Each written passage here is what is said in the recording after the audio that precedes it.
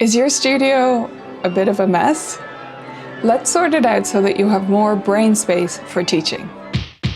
So there are many types of disorganization. I'm going to start with the physical, because I think maybe it doesn't quite look like this, but still the stuff, the clutter, can be a big struggle for many of us teachers. So the first thing you need is a system.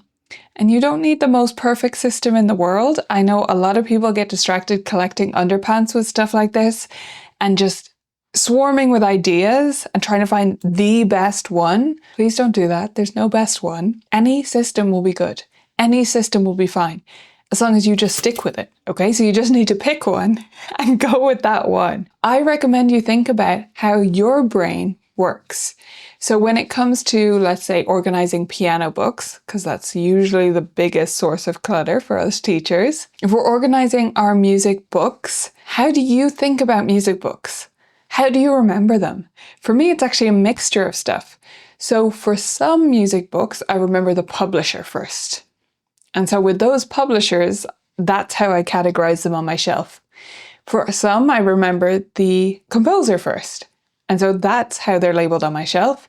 And some it's more like a category, like classical repertoire collections. And that's how I organize them on my shelf. So I have a whole mixture of systems really going on, but it makes sense to me and I can instantly find the book I'm looking for. So when you think about a book, when you're trying to remember, oh, I want to give a student that book, how do you think of the book? Do you think about the color of the cover? Well, then maybe you should have rainbow shelves that are organized by color. Do you think about the level? Do you think about the composer, the publisher, the category? Whatever it is, that's how you should organize your books. So once you've come up with your system, everything should have a place.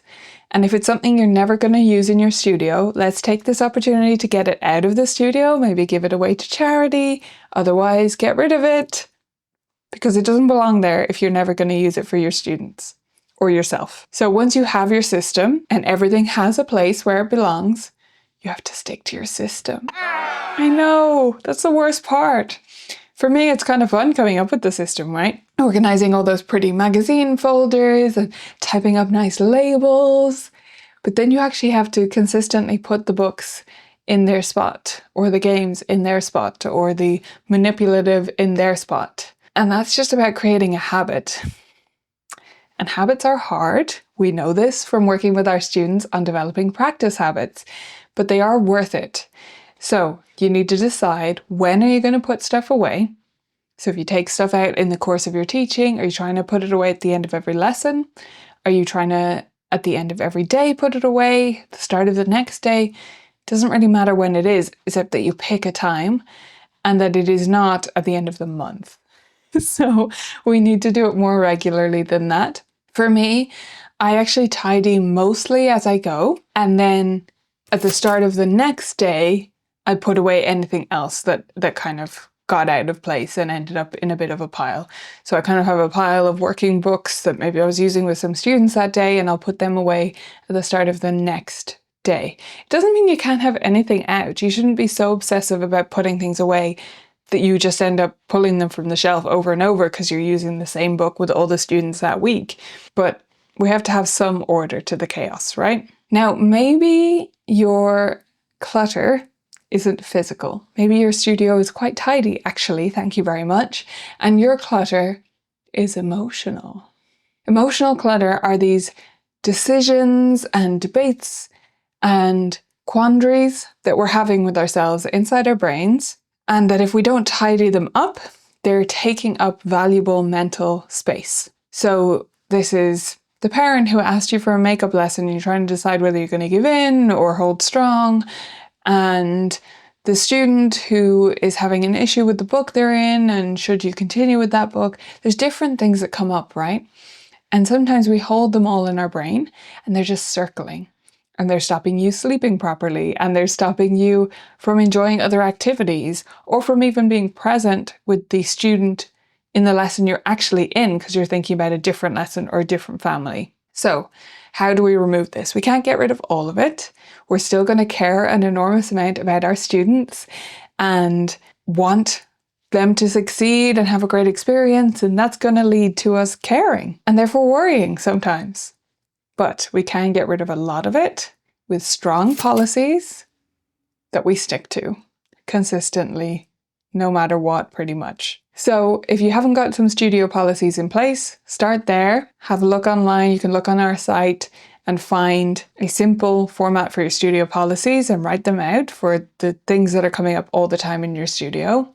And then once you have them, that's the hard part, you have to stick to them, much like the system for the clutter, right? You have to stick to the system.